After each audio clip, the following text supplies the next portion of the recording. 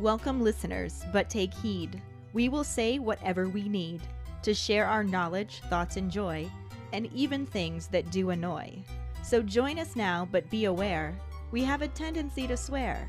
We'll dial it back a little bit. But frankly, we don't give a shit. Welcome to Just Keep Rolling, a Harry Potter book movie compare and contrast podcast. I'm Katie, and the sexy fish in the chair next to me is Ellen. What's a sexy fish? Like a mermaid? I'll be a mermaid. Oh, but I'm the one with the red hair. Okay, we can both be mermaids. Ooh. Let's just keep swimming into the rolling rehash. Last week we covered Chapter 17, the 4 champions, and the corresponding film scenes. The adults bicker more about winning a school competition and less about the danger to a 14-year-old's life. Michael Gambon had a somewhat different definition for calm than everyone else on the planet. To make up for the stuff they left out, the movie added irrelevant, unnecessary scenes, 'cause that makes sense. Most of the Gryffindors are stoked about Harry putting his name in the goblet, no matter how many times they're told Harry didn't put his name in the goblet. And Ron decided now would be a great time to be a little bitch over Harry putting his name in the goblet. During episode 82, Can of Kick-Ass, we had 2 Potter ponderings. The first was, if you were a teacher or student at Hogwarts during all of this, would you have believed that Harry didn't put his own name in the Goblet of Fire? Max said he's still doubtful that Harry didn't put his name in. Because apparently he didn't read the book. Obviously. Even though we know he did. I think he just doesn't like Harry. We know he doesn't like Harry. That is true. Juliana said she would hope to believe Harry is telling the truth, but his track record is terribly suspicious. Quincy said, you know what? Harry isn't the brightest kid. And like McGonagall has said before, a lot of shit Harry accomplished was pure dumb luck. Robert would be inclined to believe Harry didn't put his name in, but past events in Philosopher's Stone, Chamber of Secrets, and Prisoner of Azkaban would make him think that Gryffindor could do anything because I'm the motherfucking boy who lived, bitches. Lisa Lotta thinks that she'd believe him. If you get to know him a bit as a student, he doesn't come across as wanting all the attention that he gets. Although, he is a Gryffindor. Dave said he thinks because all the Slytherins and Snape make a big deal about Harry being the Harry Potter. And then with him always getting a ton of extra points for Gryffindor at the end of each year for being a hero, killing Quirrell, saving Ginny, the youngest Seeker ever, etc., even if he didn't know him very well, he'd think he was a big shot and probably did put his name in the goblet. His reputation precedes him, and his actions back up that reputation, even if it is by dumb luck. Kenneth said, nope, Harry's the favorite. Him and Dumbledore are in cahoots. Our second Potter pondering was, are NEWTs included in the end-of-year exams, and if they are, is the champion exempt from taking those as well? Or would they be expected to take them later? Max thinks it's pretty obvious why they couldn't do this when Harry was taking any important exams. Harry would not pass. He's fairly sure that Dedrick could have managed the exams and the victory, though. Dedrick. Yeah. Too soon? Spoilers? Awkward. Quincy said, as for the NEWTs, IDK, I'm not a fucking professor. Not my problem. But I would think that they would need those NEWTs to get a decent job, along with OWLs. So it would be like cheating those kids if they didn't let them take the exams. But then again, Dumbledore's actions lately have been on fuck them kids. So, not my kids, not my problem. Lisa Lotta said for the NEWTs, she's not sure. She'd hoped that they'd still have to go and take them either before the 3rd task or after, because they seem pretty important to have as qualifications for jobs, etc. Then again, Ron and Harry didn't go back for their 7th year after the war and still got jobs, so maybe there are exceptions. To be fair, though, that's Harry Potter and Ron Weasley, so... They did kind of save the wizarding world. Right? I'm pretty sure that trumps the highest NEWTs you could get. But maybe being the winning champion does too. That's true. Maybe. Juliana said that in California there used to be a high school exit exam that you needed to pass to graduate. It had nothing to do with the classes, so they would have had to take both. not at the same time. She expects that's what NEWTs would be like. Champions would probably still need to take them, but not their finals for their class. Robert said as for the NEWTs, they take them a few weeks before the end of term, so he would assume that the admins would look at their schedules to see what classes they were taking and their average scores of dorm work, Hogwarts is home, and go based off how they did throughout the year for their results. Kenneth thinks the only way they would be exempt from NEWTs is if St. Mungo's can't heal said champion on the day of exams. Which is probably pretty accurate. Dave would imagine that if a student was picked out of all of the school students once every 5 years or for the first time in a long time, he's pretty sure they would be exempt from all those exams.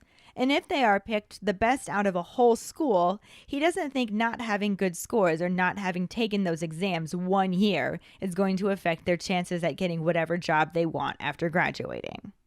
True. Our trivia question was, what spell does Draco cast that hits Hermione and causes her teeth to elongate? At the exact time that Harry casts a spell at him, Draco screams Densogio. The two spells ricochet off one another, putting Hermione in the line of fire. Fun fact, in Latin, dens means tooth and agio means increase. So Draco was literally trying to cast a tooth-enlarging spell. I wonder where he learned that. Doesn't seem like a smart spell to teach an adolescent, really. Not so much. But congratulations goes to Mike Riley. Woohoo! He is up to 3 weeks in a row now. Again. Little by little, he is building that streak back up. We'll see if he gets it this week. For now, let's just keep rolling into the first half of Chapter 18, the weighing of the wands, and the complete lack of corresponding film scenes for this section. Chapter 18, The Weighing of the Wands, Part 1. Harry wakes up the next morning and it takes him a moment to remember why he feels so miserable.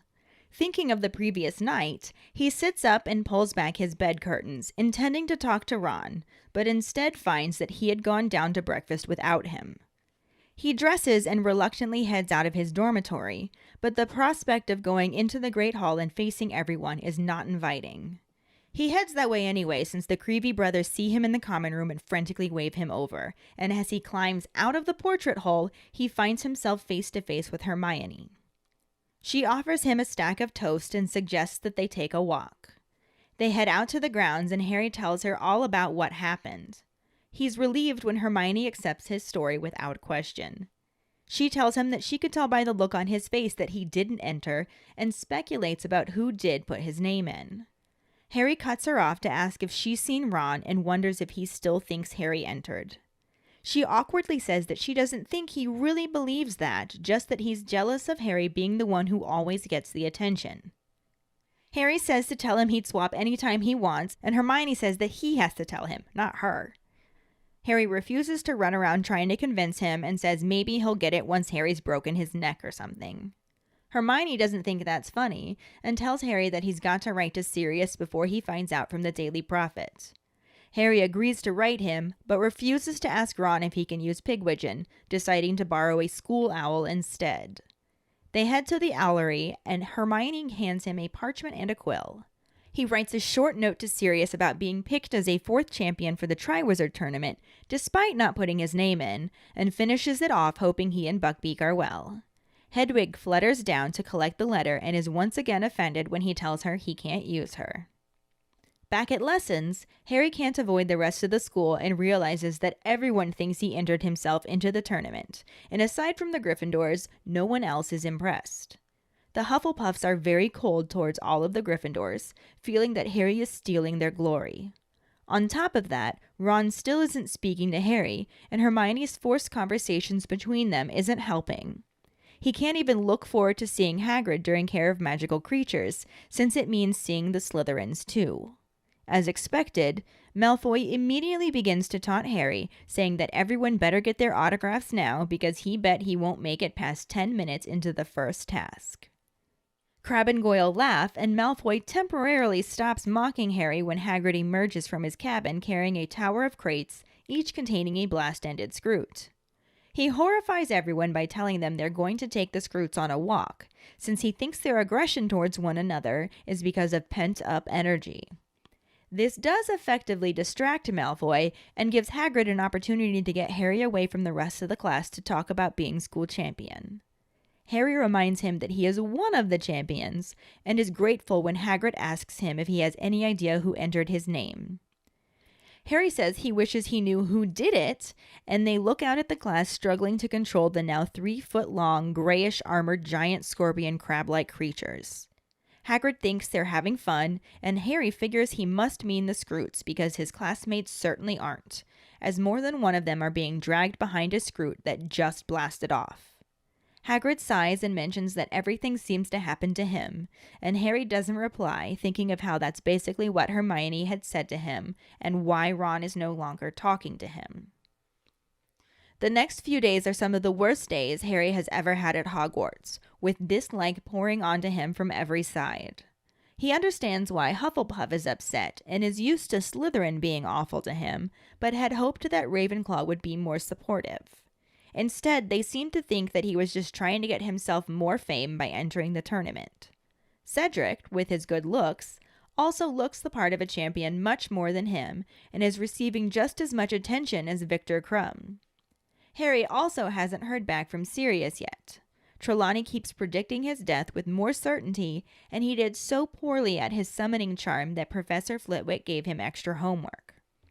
Hermione tries to reassure him that it really isn't that difficult, he just wasn't concentrating properly, which makes Harry sarcastically wonder why that could be. To make matters worse, they also had double potions that afternoon, which is always awful, but is now basically torture. When he and Hermione arrive at Snape's dungeon after lunch, they find the Slytherins waiting outside wearing badges that say "Support Cedric Diggory, the real Hogwarts champion," before flashing over to also say "Potter stinks." Hermione sarcastically calls them very funny and really witty, and Malfoy offers her one, but tells her not to touch his hand since he doesn't want a mudblood sliming it up. Harry snaps and reaches for his wand. Draco grabs his as well, and they cast spells at the same time. Harry yells "Furnunculus," and Draco screams "Densagio," and the two streams of light ricochet off one another. Harry's hits Goyle, causing large boils to spring up everywhere, and Malfoy's hits Hermione. She whimpers in panic and clutches her mouth. Ron hurries forward to check on her, and as she pulls her hands away from her mouth, they see that her already larger than average front teeth are growing at an alarming rate, past her lip and down towards her chin. At this point, Snape arrives and wants to know what's going on. Malfoy tells him that Potter attacked him and hit Goyle, who's starting to resemble a poisonous fungus. Snape ignores Harry as he shouts they attacked each other at the same time, and when Snape sends Goyle to the hospital wing, Ron says that Malfoy got Hermione. Snape looks at Hermione's teeth, now down past her collar, and coldly says that he sees no difference. Hermione cries and runs off, and Harry and Ron start shouting at Snape at the same time. He gives them each a detention and takes 50 points from Gryffindor, then ushers them inside before they get a week's worth of detention. The two boys are so angry things almost feel normal between them, but then Ron sits with Dean and Seamus instead, and Harry is left alone at their table, wishing that he knew the Cruciatus curse to have Snape flat on his back and twitching like that spider. Snape begins talking about their antidotes, saying that he will choose one to test it on and looking directly at Harry. Harry starts to imagine grabbing his cauldron, running to the front of the class and bringing it down on Snape's head, but he's interrupted by a knock at the door. Colin Creevey enters the room and tells Snape that he's supposed to take Harry Potter upstairs. Snape initially refuses to let him leave before class is over, but Colin explains that Mr. Bagman wants him for photographs. Snape snaps his agreement, but tells Harry to leave his things and come back to test his antidote. Colin has to explain that he's supposed to take his things, and as he starts to mention all the champions, Snape cuts him off to tell Harry to get out of his sight. Harry leaves amidst a flashing of Potter stinks from the Slytherin tables. As he closes the dungeon door behind him, Colin comments on how amazing it is that Harry is champion. Harry heavily says it's amazing and asks what they want photos for. Colin says he thinks it's for the Daily Prophet, and Harry is not excited about receiving more publicity. They reach the room and Colin wishes him good luck. Harry knocks on the door and enters. Because of the way we split this chapter, there are absolutely no corresponding film scenes for this section. Boo. So the first half of the book chapter, with the absolutely no corresponding film scenes, starts out on Harry waking up the next morning of being chosen as the Quad Wizard champion. They still haven't talked about that name change, though, have they? No. And it takes him a moment to remember why he feels so miserable. Thinking over the previous night, he sits up, intending to talk to Ron, but finds that he's gone down to breakfast without him. Instead, Harry gets dressed and reluctantly heads to the Great Hall. He has to avoid the Creevy brothers along the way because they're just like, Harry, come over here, sit with us. And Harry's just like, no, I'm not going to do that. I would rather face the school than sit with you boys. Those poor boys. Like, you feel bad for him, but at the same time, I wouldn't sit by him either. At least they have each other. True. That's the important thing, I like to think. But as he climbs out of the portrait hole, he finds himself face to face with Hermione. I'm not so much worried about being face to face with Hermione. I'm worried about being face to face with her eyebrows, but that's me. She offers him a stack of toast and suggests that they take a walk. They head out to the grounds and Harry tells her all about what happened, feeling relieved when Hermione accepts his story without question. Like you're supposed to do, Ron. Because you're supposed to be his best friend, Ron. Yeah. God, Ron. She tells him that she could tell by the look on his face that he didn't enter, and speculates about who could have put his name in the Goblet of Fire. Harry interrupts and asks if she's seen Ron, and wonders if he still thinks that Harry entered the tournament himself. Hermione admits that she doesn't think he really believes that, and he must just be jealous of the attention that Harry is always getting. I mean, you seem to be enjoying it for the last 3 years, guy. Now all of a sudden he's pissed off about it.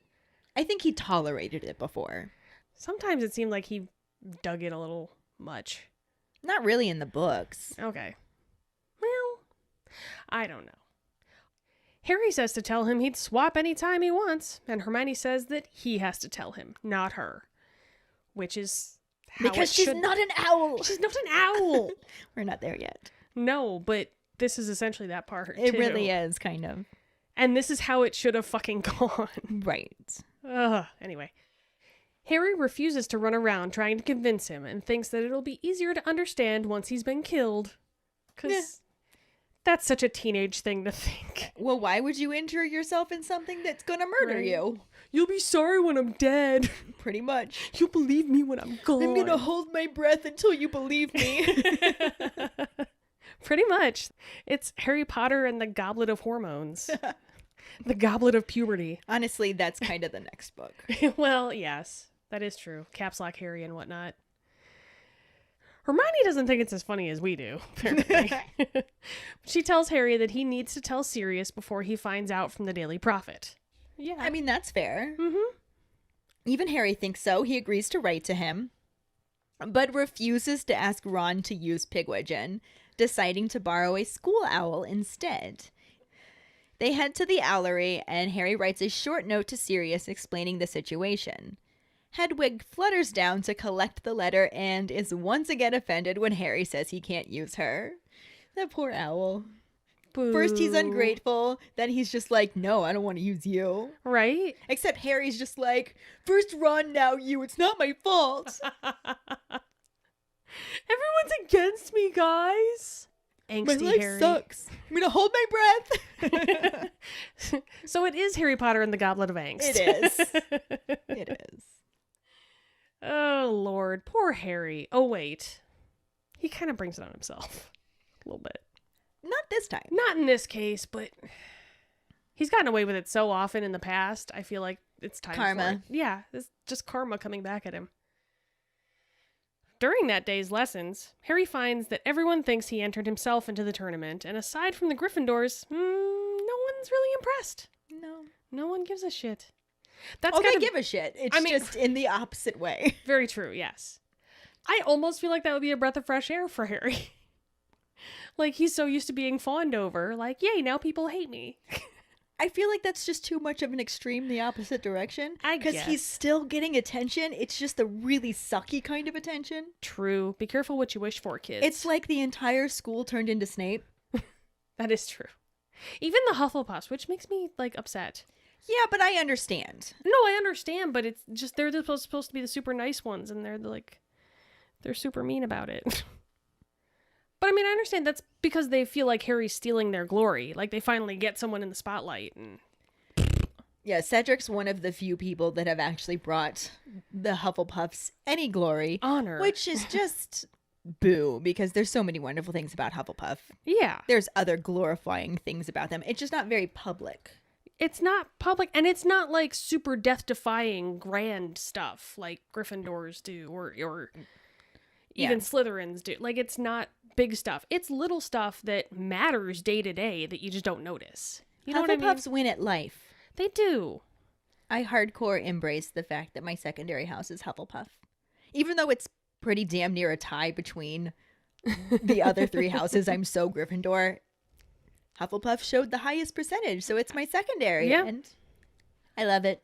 Hufflepuff is usually, like, my second to last. Usually I go Slytherin, Ravenclaw, Hufflepuff, Gryffindor. So I'm just the least brave person you'll ever meet, but I dig on some food, so I'd be down for a house by the kitchens. Snacks. Snacks. Yummy. Anyway. But on top of, the entire school being shitty to Harry except for his own house. Right? On top of being almost universally hated Right. by the majority of the school aside from other Gryffindors, Ron still isn't speaking to Harry, and Hermione's forced conversations between them isn't helping. Can you just imagine, like, she's sitting between them, they're not speaking to one another, and she'll, like, talk to Harry, and then she'll talk to Ron, and then they'll both talk to her, and then she's just, like, this is Right. so awkward, guys. What really sucks, though, is Harry can't even look forward to seeing Hagrid during Care of Magical Creatures because the fucking Slytherins are there, and they're shitty to begin with. So now they're even more shitty. They have more fuel to throw on the fire Definitely. that they already lit. Definitely. And as expected, Malfoy immediately begins taunting Harry, Mm-hmm. saying that everyone better get their autographs now because Harry won't make it past 10 minutes into the first task. In the movie, Draco does kind of say this line later on. Yeah, But we'll get to it. It references this. yeah. This movie just puts the book out of order in so many different things. Completely. Or just leaves out whole entire halves of chapters, or entire chapters even. Yeah. It's very upsetting sometimes. Yeah. And I feel like a lot of what we talked about from this chapter so far is included just kind of in a different place. The sentiment definitely gets there. Yeah. At least you get the concept of it if they don't show it to you directly. But now we're getting into actual things happening. And I would have liked to see some of this stuff. Like, it would have been really fun to see more of how the school was treating Harry. Yeah. Because this is where that mocking first really starts with Harry as the champion. This is where, okay, we've got Nazi von Douchebag being himself. As he does. And his little minions just laughing at everything he says. As they do. But Malfoy puts a temporary stop to his mockery when Hagrid emerges from his cabin, carrying a tower of crates, each containing a blast-ended screw, because we know from the previous episode that he has to keep them separate. Mm-hmm. He then horrifies everyone by telling them that they're going to take the Scroots on a walk. And I would have loved to see this scene. I mean, where do you even put a leash? They fasten it around the middle. That's what Hagrid says to do. Yeah. Hagrid legit thinks that the Scroots' aggression towards one another is caused by pent-up energy. I mean, you do have them locked in fucking boxes. I'm sure that that's not helping being all pent up, but I don't think that's the root of the problem. Probably not, no. No. The good news is that this distracts Malfoy enough that Harry gets a bit of a reprieve and Hagrid gets an opportunity to talk to him away from the rest of the class. Well, there you go. Secluded from the class, they begin discussing the tournament and Harry being the school champion. One of the school champions. Because he even has to specifically remind Hagrid, I am one of the school champions. And that kind of becomes a thing in the book. Yeah. Not So, in the movie, though. Not in the movie. Not so much. Hagrid asks if he knows who put his name in the goblet, and Harry says he wishes he knew. They look out at the class struggling to control the now 3-foot-long, grayish, armored, giant, scorpion, crab-like creatures, and I just want to burn my own house down thinking about that. It's a lot of nope. It's a lot of nope in one creature. It's so much nope. We've had books in the past where we've had giant-ass snakes, we've had giant-ass spiders, we've had giant-ass other creatures that are just the nopiest of nopes. But this book is giving us, like, all the nopes rolled into one. Right. I don't like it. It's not good. Harry Potter and the Goblet of Nope. Yeah. Like, The Goblet of Fire. Harry Potter and the nopes that I fucking set on fire. Because fuck those goddamn nopes. But I still really wish we could have seen them. As nopey as they are, I just really wanted to see them. I would have liked to see what the special effects team or the model creating team. Yeah. I would have liked to see what they would have come up with for it. So yes, I agree there. However, just still all the nopes. But Hagrid says that it looks like they're having fun, and Harry's just like, you gotta meet the Scroots. Because my classmates don't look like they're having fun. More than one of them are being dragged behind a Scroot that just blasted off. And that just sounds so terrible. It really does. Like, I want to see it. It sounds so terrible. I want to see it. But it sounds so terrible. It's so bad. It sounds like my nightmare, to be honest. Hagrid sighs and mentions to a quiet Harry that everything seems to happen to him. And Harry remembers that that's basically what Hermione said to him, and why Ron's no longer talking to him. I feel like that's really a theme throughout all Right? the books. Why is it always you? Here we thought it was Neville. No, it's always Harry. Yeah. It's kind of both of them. A little bit. Different things happening, but they both just have shit. A little bit. Which, Yeah. interestingly enough, we'll find out more about that in a later book. We sure will. Mm-hmm. The next few days are some of the worst that Harry has ever experienced at Hogwarts, with dislike pouring onto him from every side. He understands why Hufflepuff is upset and is used to Slytherin being awful to him, but he had hoped that the Ravenclaws wouldn't be such dicks. Yeah. You know, he kind of wanted them to be a little more supportive. But instead, they seemed to think that he was just trying to get some more fame by entering himself in the tournament. Which I can kind of see that too. Yeah. If you don't know him and you don't know the backstory, and yeah, it's a very hard one to call. That's why that was our Potter Pondering last week, so... Exactly. He notes that Cedric looks the part of the champion much more than him, and is receiving just as much attention as Victor Crumb. So, yeah, it's kind of a shit sandwich. Yeah. All around. Harry's just like, I'm so much shorter than all of you. I haven't studied as much magic as all of you. I'm not as handsome. However, I did defeat a Dark Lord as an infant, so... I also defeated a basilisk. Yeah. I time traveled. I rescued the Sorcerer's/Philosopher's Stone and escaped Voldemort again. Mm-hmm. Hey, maybe I'm actually kind of good at this. Let me go find something to meddle in. Right? I was able to not get murdered by a werewolf. Yeah, that's huge. Kind of twice, really, when you think about it. Because there was time in the present and the time they went back in the past. Not kind of twice. Twice. So, yes. In one night. At the same exact time. Somehow. But yeah, he's done a lot of shit, but With help. with help and not necessarily technical stuff. Not necessarily like he knew an exact spell to fix something. It was mostly like Expelliarmus and Pray. Right. Episode title. Expelliarmus and Pray. That's basically the book series, no? Yep. In addition to all of this stress that he has about being the champion and nobody liking him and all of this other shit because he's Harry and there's always shit, he's also stressing about the fact that he hasn't heard back from Sirius and Professor Trelawney keeps predicting his death with more certainty. Like she does. Like she does. I mean, that's kind of her brand. Yeah. He did so poorly at his summoning charm that Professor Flitwick gave him extra homework, which is just what he needs on top of everything else. Right, that sucks some balls. Hermione tries to reassure him that it really isn't that difficult. He just wasn't concentrating properly, which makes Harry sarcastically wonder why that could be. Right? I think he's got a little bit of shit on his mind. Gee, why am I having trouble concentrating, Hermione? Could it be because everything's shit? Yeah. Could it be because my life is yet again in danger from numerous things? Like, not just one thing this year. Numerous things. And I feel like the streamlining of the movies kind of erased just how bad it was, everything Harry was going through. Yeah. Oh, definitely. Because then to make matters worse, they also had double potions that afternoon, which is double the time with the Slytherins and Snape. So that's just basically torture. Yeah, that's a rough day. Yeah. Oh, I'm not a fan of that, and I'm a Slytherin, and I can admit that would suck balls.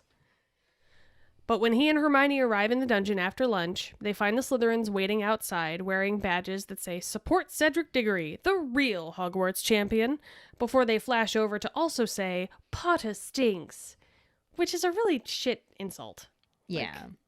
I mean, Potter stinks, guys. Really witty. Oh, sick burn, y'all. Damn. But they were made by Malfoy, and we know that he sucks at that. He is the Training king... for the ballet, Potter. All right, Scarhead. He is the king of sick burns. The court jester of sick burns. But after Hermione sarcastically comments on them, Malfoy offers her one, but tells her not to touch his hand as he doesn't want a mudblood sliming it up. Again. Nazi von Douchebag II. The sick burns just keep on coming. Terrible insult, but you're still a shitty person. Right? I mean, if you're gonna be a dick, at least, like, No, I mean, just don't be a dick. Just don't be a dick. Just... If you think about being a dick, just go ahead and stop that thought. Right? If you can't say something nice, don't say nothing at all. Exactly. I mean... And if you're not going to say something nice, at least say something snarky. Because we like snark, but... Snark is fine. Snark is funny. He's not being snarky. He's being dicky. Exactly. He is a dicky bird. He is a dicky bird. He is a Nazi von Douchebag II. Nazi von Dicky Bird. And he used a bad word. He called Hermione a mudblood again. He did. And this time it's Harry who snaps and reaches for his wand. I mean, he's got a lot of shit going on. Oh, yeah. So... It's understandable. Yeah. Malfoy grabs his as well, and they cast spells at the same time.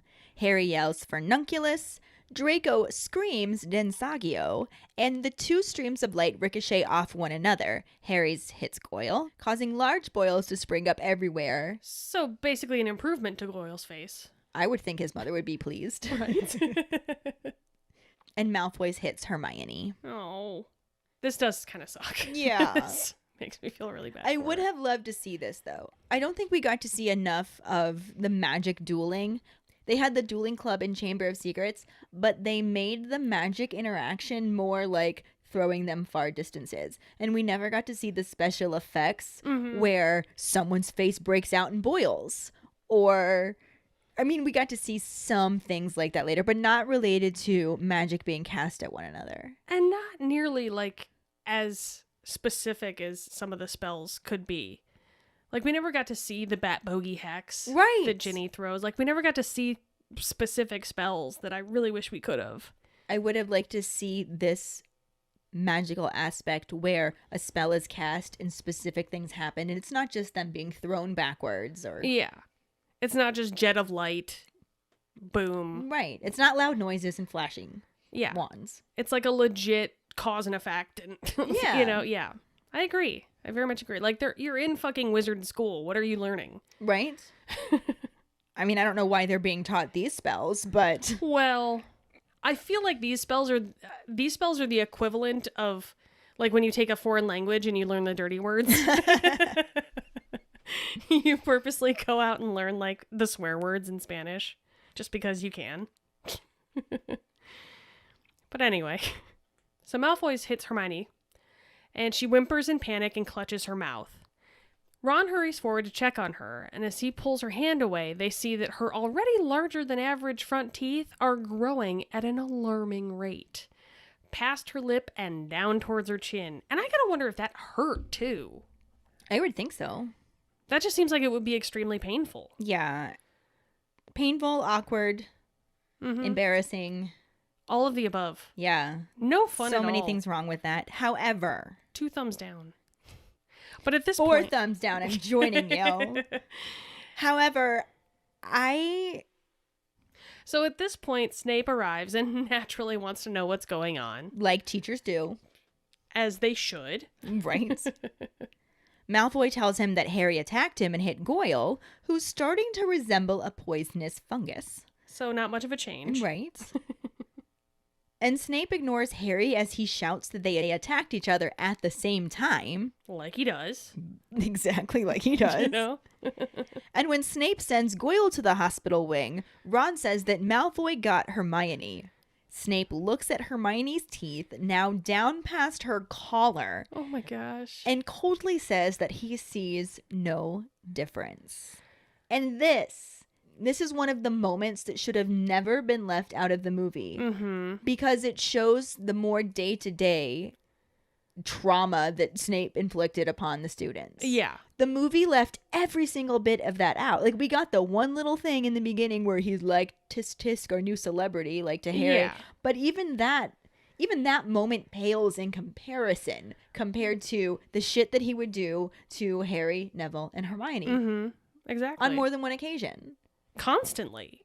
That man should not have been a teacher. Should not have been a teacher. I know we've talked about this before, but Jesus Christ. But leaving that out of the movie, he came across wrong. Yeah. I mean, you know me. You know that I have a lot of sympathy for Snape as a human being. I have compassion for that traumatized child who had shitty parents and not a lot of money and was forced to wear his mother's clothing and was bullied by a lot of people, though I don't think that James and Sirius were really bullies then, but that's a side note. That's a different It's another episode. However, I have sympathy for that child. Yeah. I even have sympathy for the adult he grew up into. But I have zero sympathy for the teacher. Yes. I'm sorry. If that's the kind of person your trauma life has turned you into, you don't have any right to work with children. Right. You should not be working with things that trigger you. It's just really fucking stupid. And Yeah. the movie was just like, nah, he's all right. I feel like maybe he should have gotten into like demolition or something, or he could take his anger Could it be out. very therapeutic? Yeah. Right? Exactly. Maybe, take up boxing. I think that Dumbledore should have hired him since he insisted on keeping him close by. I think Dumbledore should have hired him to write curriculum. You are going to be the curriculum developer. That's not terrible. You get an office, you get to decide what people need to learn, because you're a smart dude, but you should not interact with humans. Yes. I agree. I can see that. And you're going to have therapy as well. Mandated therapy. This is Dumbledore mandated therapy. I mean, that goes without saying. But we got off on a tangent. We so, really did. Snape's a dick. Yep. He says that and Hermione cries and runs off like she does. Like anyone would do. Right. Really. That's what I would do at that point. Harry and Ron start shouting at Snape at the same time, which, yeah.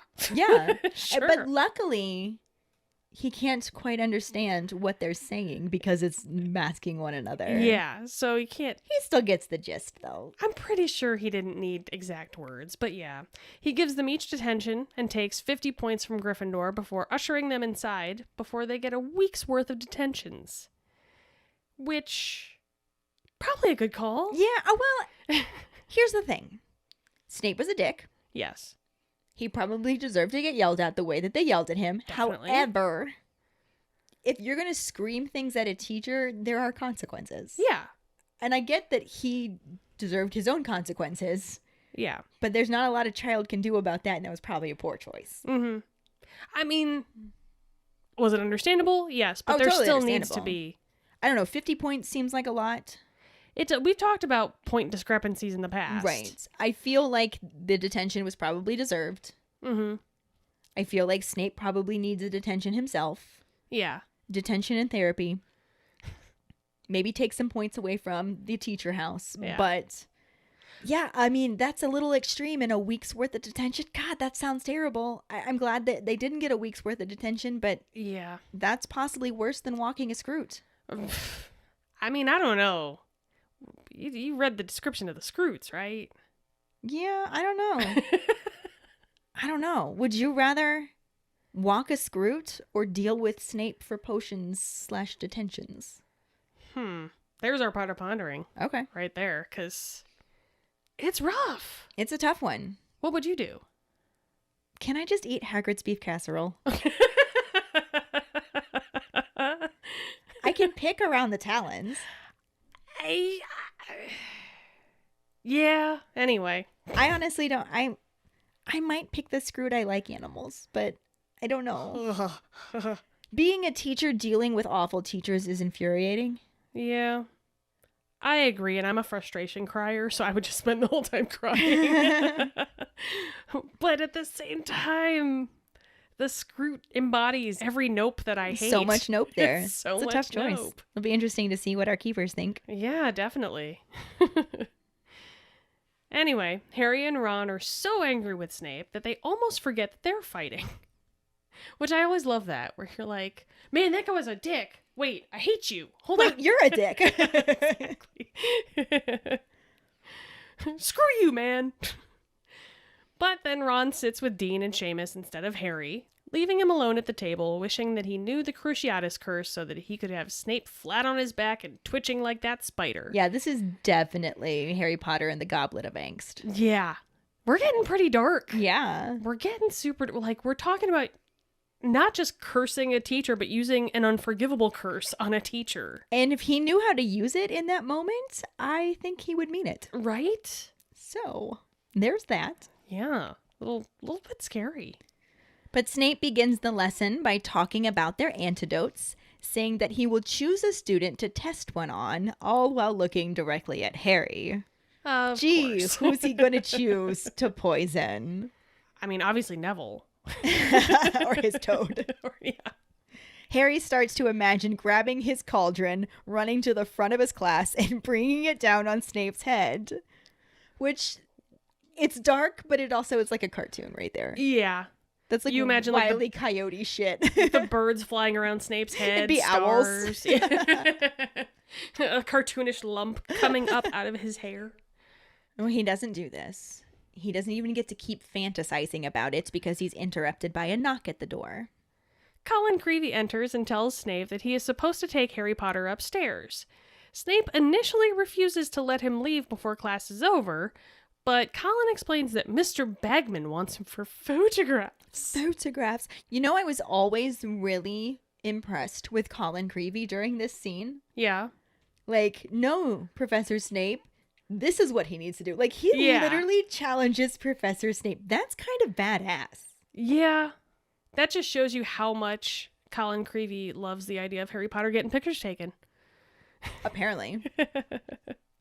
Apparently, he also doesn't feel like arguing with Colin Creevey because he agrees reluctantly. He initially tells Harry that he needs to come back, and Colin Creevey even again is just like, no, he's supposed to take his stuff with him. He's not coming back, dude. And Snape's just like, get the fuck out of my face. So Harry leaves amidst a flashing of Potter stinks from the Slytherin tables.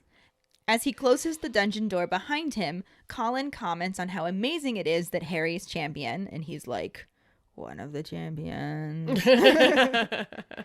But instead he just begrudgingly agrees, and he asks what they want photos for, and Colin says that he thinks it's for the Daily Prophet, which doesn't exactly make Harry excited. He's like, oh goody, more publicity. Yeah. Oh yeah, Yay. we're gonna talk about all this more. Huzzah! Woohoo. Super fun. But they reach their destination, and Colin wishes Harry good luck as he knocks on the door and enters. And this is where we end this section of the book chapter, because it's a clean cut of book chapter with no corresponding film scenes, and we can pick it up next week with the section that does have corresponding film scenes. Yeah. As there were no film scenes, we obviously also have no actors, so we can roll right into the Potter Pondering. Which is, would you rather walk a Scroot or deal with Snape for potions/detentions? Find the post on our Facebook page and share your thoughts. We are really looking forward to reading them. Yes. This will bring us to our Sorting Hat story, which is from Lisa Marie Holtgreen. She is a Ravenclaw. Her wand is Goat Willow, 11 inches, Dragon Heartstring core, bendy and bordering on impossible to break. Ooh. Her Patronus is a Norwegian forest cat, which is a big fluffy tabby. She writes, I got the first book for my 10th to 11th birthday. I had run out of reading material at home and was attacking my mom's bookshelf, which had a lot of gory true crime books with pictures. Suboptimal at the least. I was quite early a Potterhead. I was bullied relentlessly for being a Harry Potter fan when nobody in my school even knew what it was. I was always an angsty, depressed kid. Shit happened when I grew up, and when I moved out into another town at 19, I was just so alone and suicidal. In addition to this, I had to remove half my tit because of precursor to breast cancer, and nobody realized I had a serious connective tissue disease called EDS. Doctors just thought I had joint pain and dislocating joints because I was fat and lazy. So to fill the void of being alone, in pain, and suicidal, I started listening to the audiobooks. I had read them a million times at this point, so it didn't really matter if I zoned out for a second or fell asleep. So I listened to Harry Potter while I was doing chores, while I was chilling, while I was walking, to calm my nerves, to make me happy, to not be alone, to have some fun, whenever I drove home, at work, when I was trying to fall asleep, etc. Whatever I was doing, if I was awake, there was Harry Potter in the background. Never any other book, just Harry Potter. The books were like my safe space where I could relax and nothing surprising happened because I'd already read them to pieces. I did that for about 8 years. I'm finally in a better place. I only listen to Harry Potter for enjoyment now, but it holds a special place in my heart. I did some math. I must have spent about 3.3 years of my life listening to Harry Potter, 10 hours a day, 365 days a year for 8 years. I'm soon 32 years old. Last year before Christmas, I found a new detail I had never noticed before. These are the books that just keep on giving. If it wasn't for Harry Potter, I would not be alive, and I would most definitely not be pregnant with my first child. I can't wait to read the books with my kid. Aww.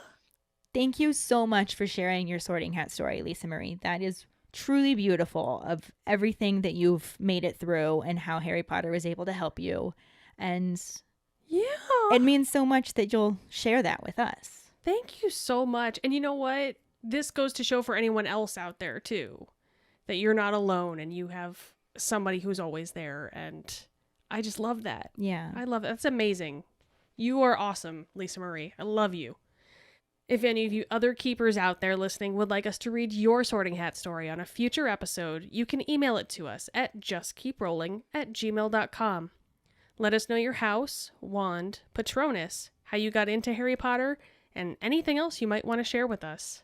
Or you can just message it to us over social media, and don't feel like you have to share a super long, heartwarming story. We just love sharing with our other listeners, with each other. We love getting to read what it was that drew you to something that means a lot to us, too.